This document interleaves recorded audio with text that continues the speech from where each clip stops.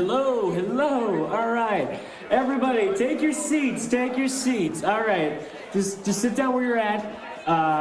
Yeah, I know. Just everybody quiet down. Hello. 1, 2, 3 eyes. This doesn't work. Okay. Just everybody take your seats. Billy, you better stop that. Sit down. Sit down right now. Now, this assembly is about the test scores in English. Now, I know you guys don't like reading and you guys don't like all the English stuff. It's so boring, blah, blah, blah. I gotta be honest with you guys. Test scores are not looking too great and they could be much, much better. And I have really tried to introduce fun new books that are really interesting for you guys, but you guys frankly just forget to even read them at all. Our test scores kind of determine our paychecks and stuff like that. And frankly, rent is getting really high, guys. I don't know what to tell you. You ever try to rent a 3-person apartment? Right?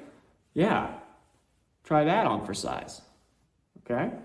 Right. So, if we get test scores up, I can do rent for my apartment and refinance my Toyota Tercel. So, let's get to it. So today we are gonna have a theater performance. Woo! Okay, guys, stop it. No, stop the booing. Stop the throwing stuff. Stop it. We're gonna be polite. We're gonna be nice about this, right? We're gonna have a fun time. We're gonna, learn some stuff about books and whatnot. But basically, they're gonna kind of go over all the books you're supposed to read for summer reading. I know, summer reading, blah. Okay, and now to present the Hoxton Theater Troupe. Woo! Yeah! Principal Bergwijn offered us $300 to write, produce, and perform a series of short plays summarizing the books you'll have to read this summer. We 3 are the writers and directors, and our acting troupe will perform them all for you. That's right, every book, whether you're in 9th or 11th grade, will be performed for you right now. The Scarlet Letter, Lord of the Flies, To Kill a Mockingbird. Works of Shakespeare, Steinbeck, Ray Bradbury, 11 books in all that will be performed for you right now in less than 45 minutes. Why 45 minutes?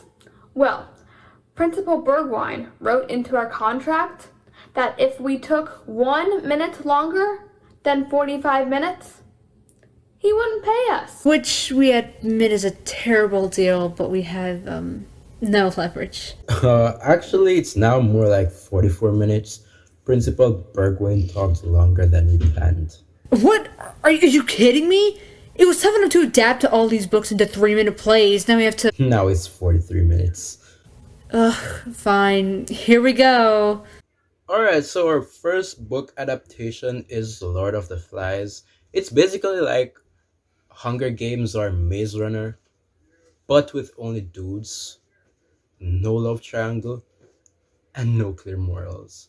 Also, the writing is way better. At least that's what my English teacher said. Anyway, we now present to you our version of The Lord of the Flies. We open on a deserted island. A war has broken out, and a plane full of schoolboys ages 8 to 12 crashes near a deserted island. What happened, everyone? Where are we? Our plane got shot down. But don't worry, you're with me, Ralph. I'm tall and attractive, so nothing bad ever happens to me. And I'm book smart and slightly overweight, so I'm sure nothing bad will happen to me either. Yeah. Oh, look, a conch shell. Maybe this will get everyone's attention. Hey, I just heard you're a conch shell. Would anyone mind if I anointed myself the leader? I'm slightly taller and slightly more attractive than you are, so I think I'll be the leader. But why don't you be the leader of the hunters?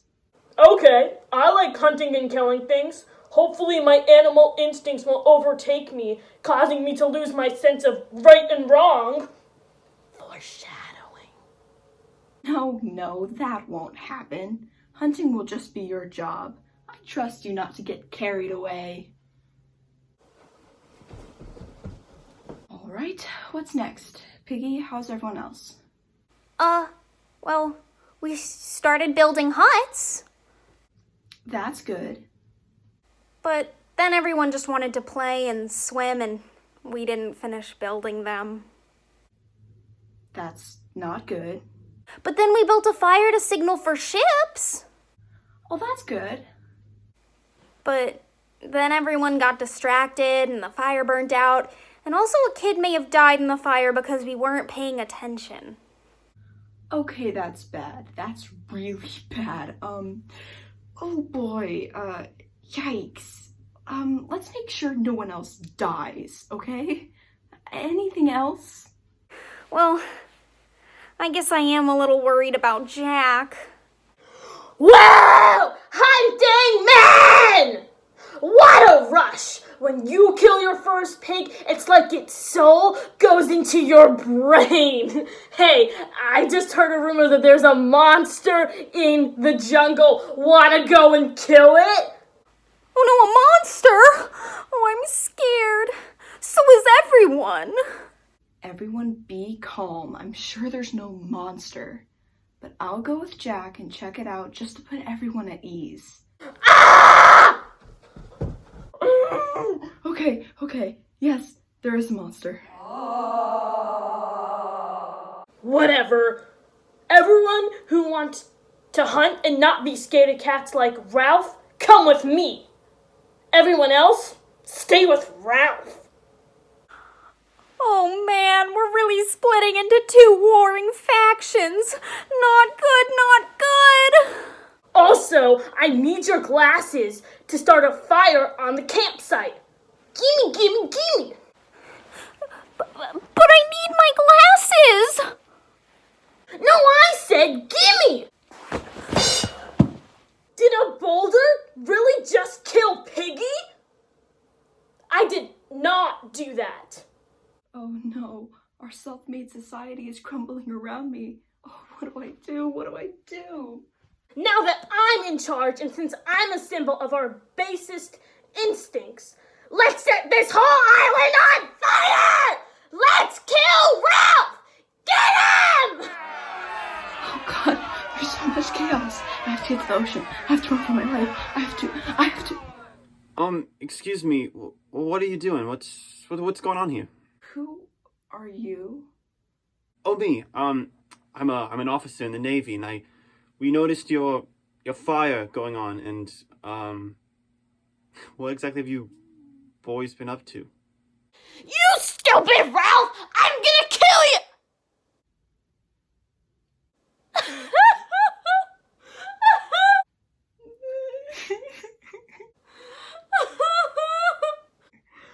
Oh god, I'm sorry. I've done so many terrible things. My innocence is lost because of the tragic days on this island. I really thought there was a monster on this island. That's insane in retrospect. Oh, let's go back to civilization and be good boys again. The end. Guys, that took 5 minutes. We really gotta tighten up our cues. There's no way we're gonna get through 14 more novels. So just a little background. I was given the assignment of adapting The Scarlet Letter into a 3-minute play. Since it's terribly written and so boring, and I am a big musical theater dork, I turned it into a musical. I thought it would at least make it a little more exciting. Anyway, we now present to you The Scarlet Letter, the musical in the style of Disney. No, don't say it. It's just a generic, family-friendly musical in no way associated with the giant conglomerate that owns 1/4 of the media landscape. Right, sorry. Anyway, enjoy The Scarlet Letter, the family musical. It's still only 3 minutes, but I managed to fit in a town song, a villain song, and an I Want song. No one cares, Pomona. Well, they should. It was really hard. Little town full of intolerant people. Every day, living here's a chore. Little town full of nasty Puritans who wake up to say, You tramp. You sinner! You shameful witch! Good morning, Baker. Good morning, Hester. Making your way to the town scaffolding so that you can be publicly shamed for having a baby out of wedlock? Just like yesterday. Well, I'll be there in a minute to throw day-old bread at you. Ta-ta! Look, there she goes with her baby, like always. That red letter always on her chest. She's as shameful as can be, flaunting that sinful baby. Oh, I wish she would just leave that shameful. Good morning, Hester. Why, I don't think I've seen you here before. Are you the new town doctor? I am, but I'm also your husband, Roger Chillingsworth, the one you betrayed by having a baby out of wedlock. But, Roger, I waited for you for years. I thought you were dead. Excuses, excuses. I'm here now, and I'm going to get my revenge, so be prepared. Be prepared? For what? Be prepared for me to be a doctor. Be prepared to sit and wait. You'll be so worried that I will attack you, but just sit and relax because I won't do anything. I know it sounds pointless, but alas, I'll be rewarded when eventually I think of something to do. Until then, I'll just be a doctor, so be prepared. Okay, just to be clear, you're just going to be a doctor? That's it? Well, I might do something at some point, but that is what I think is scary, the not knowing, yeah. All right, well, I'm gonna go home and hope the town mob doesn't take away my baby. Yes, and I've got patients to see. Patients who need my help. Mwahaha! Well, I guess I should be scared, but I don't really get his plan. Hester, wait! It is I, Arthur Dimsdale, local minister. I've convinced the whole town that you can keep your daughter. I did this for no reason at all, except the fact that the daughter, Pearl, is my daughter too, because, I did the whole impregnating thing, so, there's a pretty big reason, I guess, so, That's very sweet of you, Arthur. Well, not really sweet, I guess. It's more the least you could do since you knocked me up and made me the town pariah. Oh, Hester, this is silly. I should just tell everyone that I'm the father of Pearl, and I can renounce my faith. Arthur, you can't. As long as we live here, they'll never accept us. But what if we didn't live here? What if we lived somewhere more, say, accepting? Somewhere in Europe. I want to be where the Europeans are. I want to see them relaxing, drinking wine, eating bread with, what's it called? Brie! Yeah. How were they fun? How were they done? How were they take 6 weeks of vacation? Wandering free? Wish I could be a European! Yeah! All right, I'm in. But let's go before Arthur figures out something horrible to do to me. Goodbye, Salem. You judged Hester too harshly, but you should have judged me too, for I am the father of Pearl. I finally released myself of, give me a minute.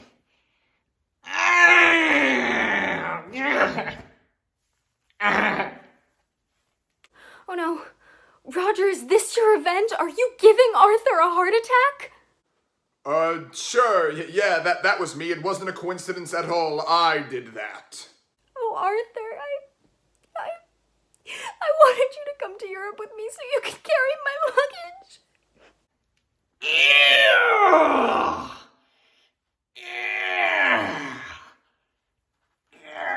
Yeah.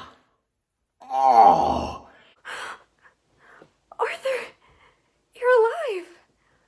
And good shape. Yes, Hester. Your laugh has made me more attractive. Ugh. Well, actually, I didn't say I loved you. I said... Yes, love is amazing and magical. Now, if you'll excuse me, I'm gonna go throw Roger off a cliff, so... What? Wait, I didn't actually give you a heart attack. I haven't done anything at all. I'm one of the worst villains in all of literature. No!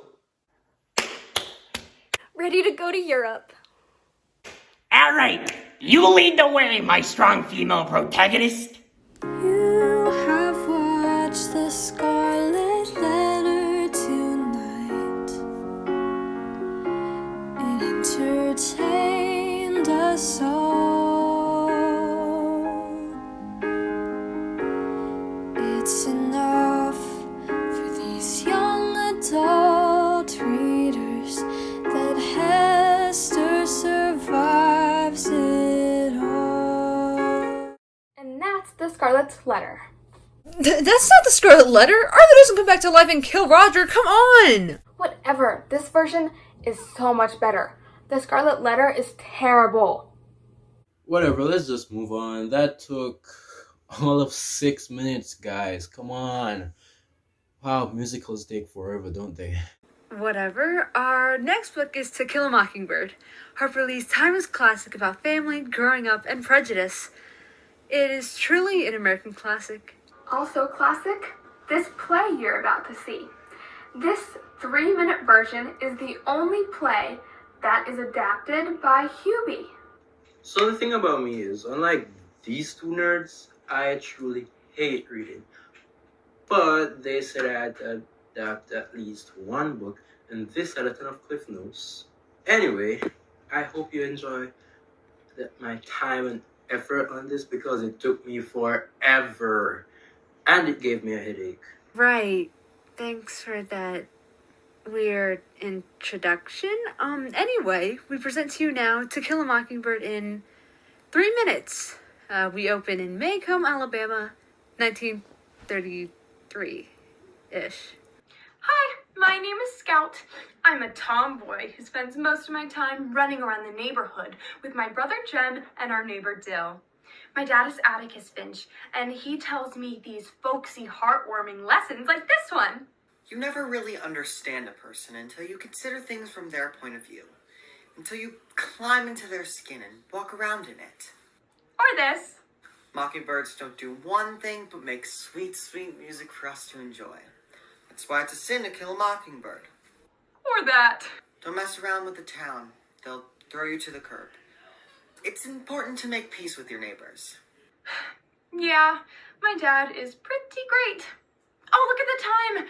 I'm supposed to go meet Dill and Jem to play football. Where do you think you're going? Oh man, not you! It's 3 o'clock. Tea time, Missy. Oh, I'm hanging out with Dill and Jem today. No, you're not. You need to be a respectable young lady, not some animal throwing around things to get baskets. And the mess. Oh.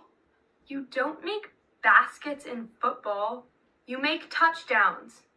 Scout, you need to learn what we as women provide in this country. You need to learn how to cook and clean. Now go inside and get changed. Hubie? What is this? Well, I only read the first 30 pages and I did my best. This is kinda accurate, but not at all funny. Why did we think it was gonna be interesting? We need to change the ending. Improvise. Finally, my favorite time of the year, the Triwizard Tournament. Yes, I'm so excited, but nervous too. Something that finally shows off all the new abilities I've learned at Hogwarts and my extra light reading. I can't wait to win because I'm the best. I am the chosen one, and my scar is prominent on my forehead. That's why the story is all about me, even though Hermione and the others really do help me the entire time, but still. Is your name one of the most famous in the world? I didn't think so. We'll see who actually wins. I'm sure having Mudblood as a friend gives you bad luck. Oh, when I get my hands on you. Oh no, the tournament's starting. Wait, what? I have no idea what's going on! The cup! I can't believe I've made it this far! Whoa, everybody, calm down. It's okay. This is actually not To Kill a Mockingbird. This is some poor rendition of Harry Potter. So if we could just try to ignore that this entirely happened, that'd be just wonderful. Voldemort! Ah! My lord! Okay, and that's the end, I guess. Hope you all enjoyed To Kill a Mockingbird. Now, our next one is a real treat. We now present Romeo and Juliet. Romeo! Romeo! Where art thou, Romeo? I'm here. I love you so much, but our parents hate each other. Yeah, parents suck! Girl, you're so fine. Let's get married. Well, I am 13, so that makes perfect sense.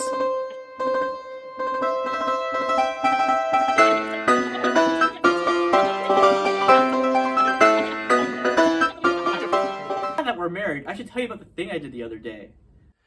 Anything for you, my love. Okay, I killed your cousin. What? You what? Well, he killed my friend first. That doesn't make it okay, my honey bun. Well, now I have to leave because the prince is gonna kill me. But I love you more than my Xbox. Well, darn. Now I have to get married to somebody else. I know. I'll drink fake poison and have the friar tell Romeo about the plan to run away so we can be together forever. No! I heard that Juliet killed herself. Now I must die too. I'm 16, so it makes sense. I'm gonna buy some poison. Wow, it's surprisingly easy to purchase poison. Alright, goodbye, cruel world. Well, this is awkward. Romeo didn't get my message. Whoopsies! Oh no, my Romeo! This is too much!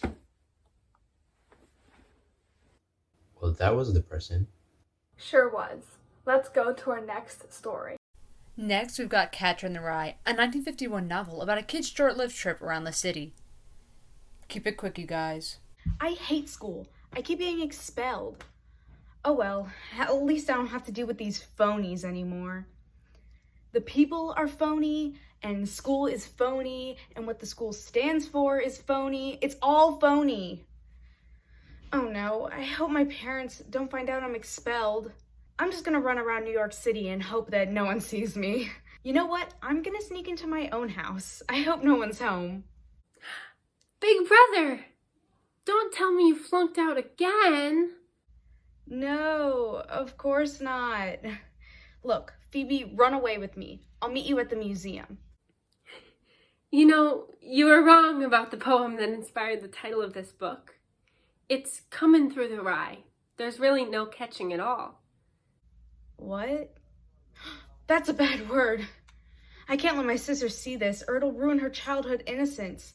Like that time I saw the kid jump off the roof at my old school. Hey Phoebe, let's ride the carousel instead of running away. Enjoy being young before you have to deal with all these phonies. Okay. And you guys say I need therapy. I must not have read that one.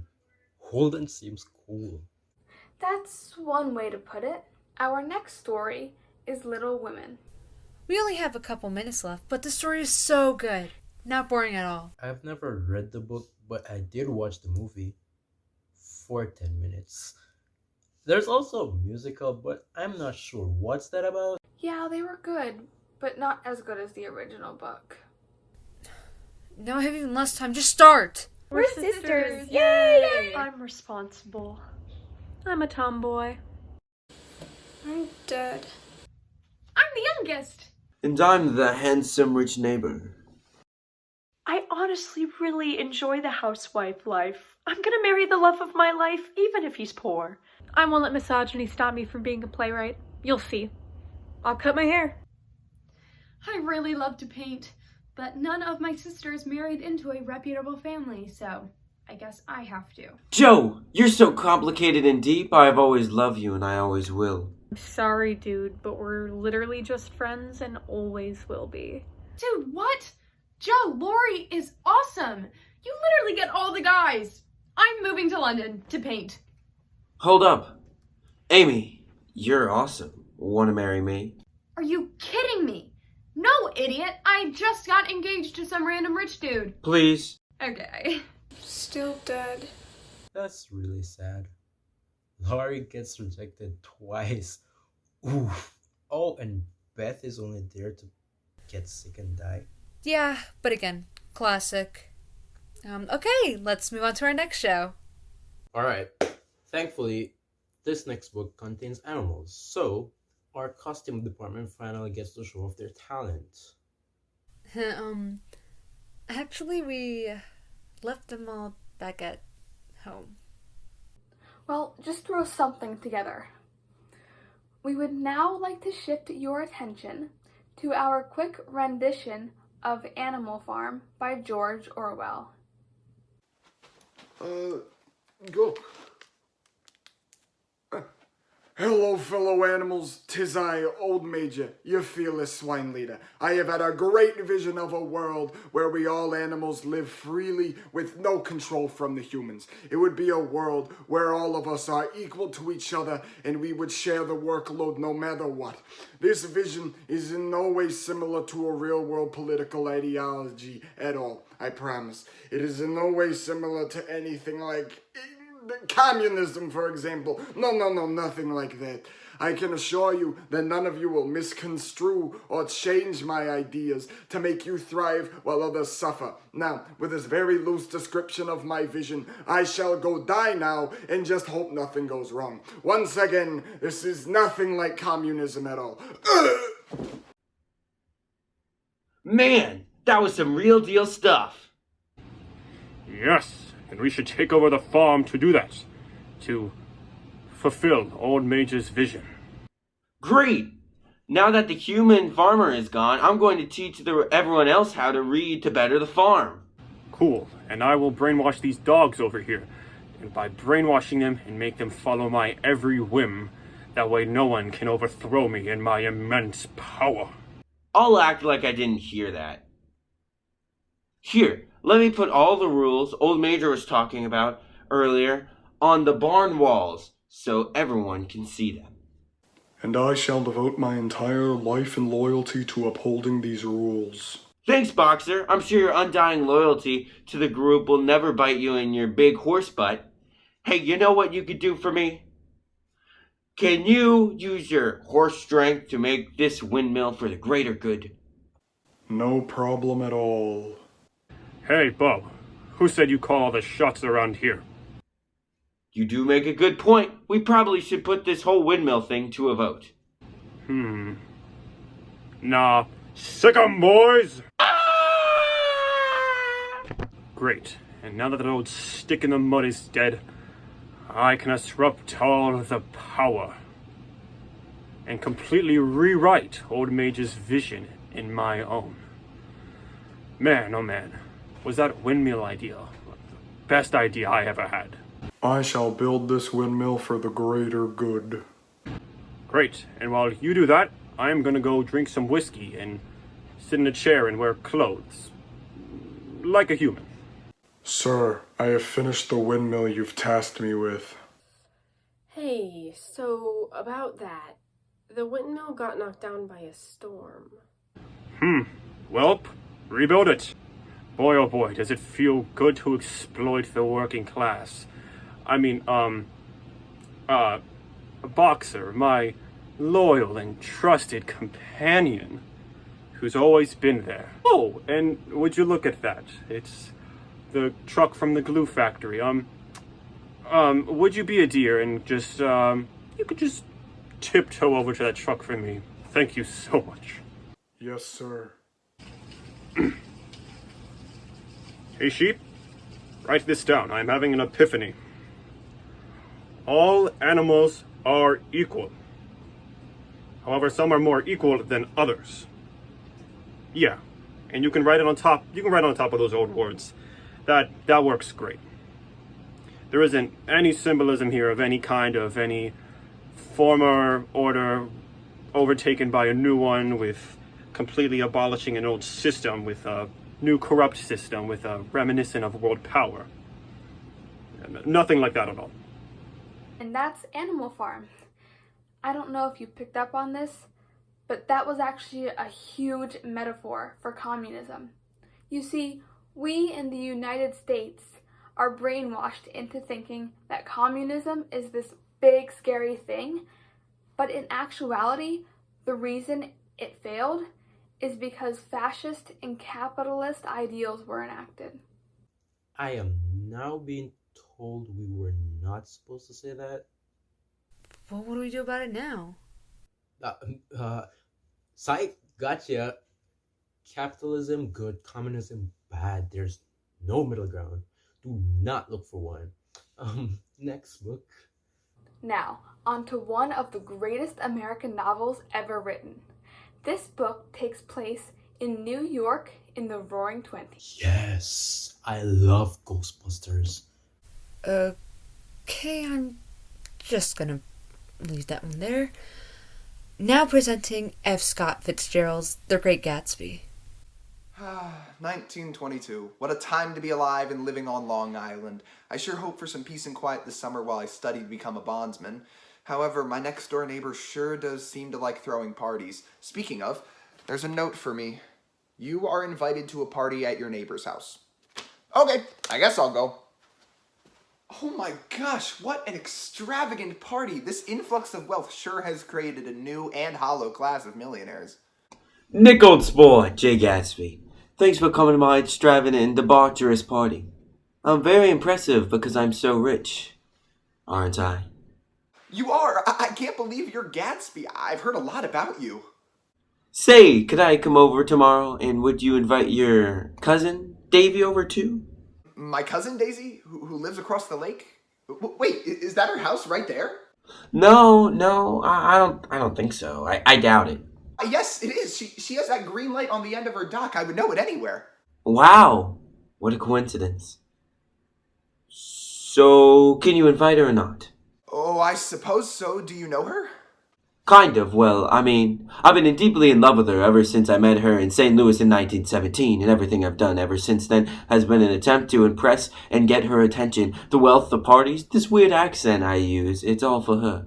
Rich girls don't marry poor boys, old sport. That's a little creepy. Nick, just do it. Fine, I have nothing else to do. Anyways, I find myself oddly drawn to you. Most people do. And I've arrived at your house the next day. Where's Daisy? Did someone say Gatsby? Daisy! Okay, I'm gonna go. This is, Nick, my boy! It's me, Tom! Daisy's husband! I'm having a dinner party later this week. You should come. It would be me, you, Daisy, Jay Gatsby, and a whole bunch of other people. But no poor people are minorities, 'cause I'm a terrible person. Also, I'd cheat on my wife. Okay, I guess I'll go. Man, I wish I was more of a three-dimensional character with wants of my own. Hello, everyone, and welcome to my dinner party. You all know my wife, Daisy. This is her cousin, Nick. And I don't believe we've met before. You must be Jay Gatsby. I'm Tom Buchanan. Wait a minute. I know what that smoldering stare means. You're having an affair with my wife! Gah! I'm so angry. I'm so angry. I'm gonna drive everybody to my apartment in the city. Wait, why are we going there? Can't we just do this here? No, Nick, we can't. Shut up and get in the car. We're going to Manhattan. Great. Now that we're in a different room in a different location, there's something I need to tell you, Jay Gatsby. It's that you'll never understand Daisy the way I do. We have history. And Daisy, Jay Gatsby made his fortune off of bootlegging and other illegal activities. Oh, Jay, I'm so passive, I don't know what to do. Now that I've revealed that, I think Jay and Daisy should take my car and drive back to East Egg together. Wait, that doesn't make any sense. You just discovered their affair. It's very logical. Shut up, Nick. I'm sure nothing tragic will happen. This just in. Myrtle Wilson was hit by a car and killed in the Valley of Ashes. Myrtle was my mistress! Damn it! According to Tom Buchanan, quote, that bootlegger, Jay Gatsby, was driving the murder car. It was tragic after all. Daisy was actually the person who was driving. Well, what do you want? I'm a terrible person. Well, I'm just going to take a swim and forget about the horrible manslaughter I just witnessed, then go back to pursuing Daisy. Why, I'm sure new money is just as good as old. Why doesn't she see that? Why, who are you, old sport? I'm Myrtle's husband, and you killed her, so I'm gonna kill you now. Oh no, old sport. The man, in fact, you are looking for is... Bang! Oh, shoot. Well, here I am, Nick Carraway, at Jay Gatsby's funeral. No one came, which I guess just proves that Gatsby's dream of Daisy was corrupted by money and dishonesty, and that the American dream of happiness and individualism has disintegrated into the mere pursuit of wealth. Well, I'm going to go move back into the Midwest, where I will no longer encounter the emptiness and moral decay of America in the 1920s. Okay, that was really sad. Where were Slimmer and the Marshmallow Guy? Let's go to our next novel. Okay, so this one we really had to compress, which was not easy because Moby Dick is the longest book ever and we only have 3 minutes to do the whole thing. But we tried. Anyway, here's Moby Dick. Call me Ishmael. Sorry, are you talking to me? Do you want me to call you Ishmael? Oh, well, it was more something I was just saying for no reason, but sure, you can call me Ishmael. Hey, you want to join a whaling boat in Nantucket? Oh, hell yeah. Adventure on the high seas, here we come. And so, my voyage begins. On the deck of Pequod, I look to the horizon and... All right, everyone shut up. Ahab's here now, the best character in the book. Great, so here's the deal. A sperm whale ate my leg off, and now I want to kill him. Also, I smuggled a bunch of badass whale hunters onto the ship to help me out. This is their leader, Fedula. Fun fact about him, he can see into the future. I sure can. I'm a prophet. For example, I see a hearse made of wood floating in the water. Okay, that's weird. See anything like maybe Ahab killing a whale? Yeah, maybe. Sort of. Look, everyone! Starboard side! A whale! Whale!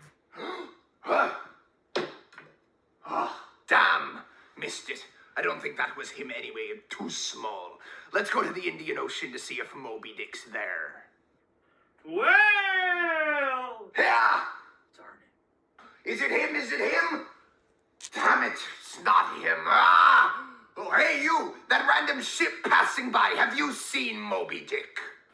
No, but we have this crazed fortune teller on our boat who's predicting doom for anyone who tries to pursue Moby Dick. So maybe you should take that as a sign of caution and stop pursuing him. Ah, what does she know? Anyone else out there seen my whale? Hey, over here. It's me, Captain of the Samuel Enderby. I tried to kill that whale, and he bit my arm off. I would leave him alone. Look, I get it. The consequences of pursuing Moby Dick have been foreshadowed to me like 8 times now. But I really want to kill him, so just tell me where he is. Look, there he is! And it only took 132 chapters. Hey, speaking of, we skipped over the chapters where I discussed for no reason the science of whales, the whaling industry, and the history of mastheads on boats. Would anyone like me to explain those to you now? No? No? Not even a summary? Okay, I'll be over here if you need me. Oh, it's on! I'm gonna kill you for biting off my leg, you piece of whale garbage! Bring it on, Hopalong! Moby Dick's ready for seconds! Day 1. Fight! Oh, damn! I just sucked your whole Day 2. Fight! Yeah, I gotcha! You like our pudding, you back! About as much as I like using your leg as a toothpick. Boom! Day 3. Fight! Damn you well!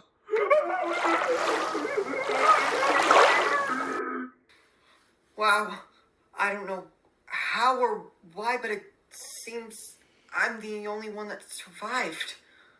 What am I even floating on? Hey, it's Queequeg's coffin, just like Fidela's prophecy said. Well, if that is an irony, I don't know what is. And scene. Done. Moby Dick in 3 minutes. Well, I guess it was more like 4. Which means we have only 3 minutes left. This is pointless. We have 6 books left. Let's just pack it in. Would you stop talking like that? Which ones do we have left? We have 2 Shakespeare plays, 2 John Steinbeck novels about the Great Depression, and 2 books set in the future where almost everything they predicted 60 years ago came true.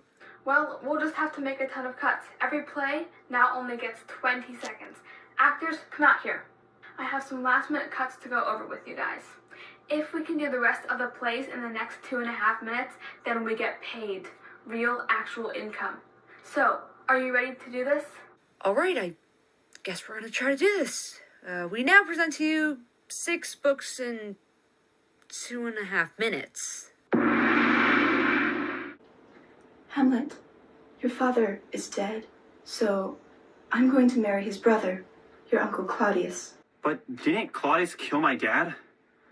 Oh, I'm so full of angst and just to be or not to be. Screw it, yada yada yada. I think I'm just gonna kill someone. Hey, Laertes. Hey, yeah, dude, what's up? Your knife had poison on it. So did yours! My drink had poison. Oh, poison. So much poison. Oh, dude, I'm dead. Let's kill Julius Caesar, Emperor of Rome. I don't know if I want to. Brutus, just do it. Okay. I'm Julius Caesar. Nothing bad ever happens. Ah! Et tu, Brute? Well, we're back from fighting a war, and... Ugh, you jerks. You killed Caesar? Now I have to kill you. You know what? I'll just kill myself. Me too.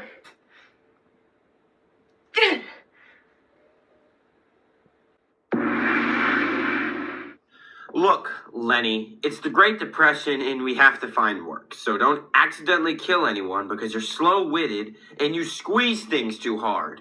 Okay, George, I won't. Hi, boys. You pretty hair. Damn it, Lenny! What did I just say? Man, okay. Just go look at that lake over there. This one? Yup.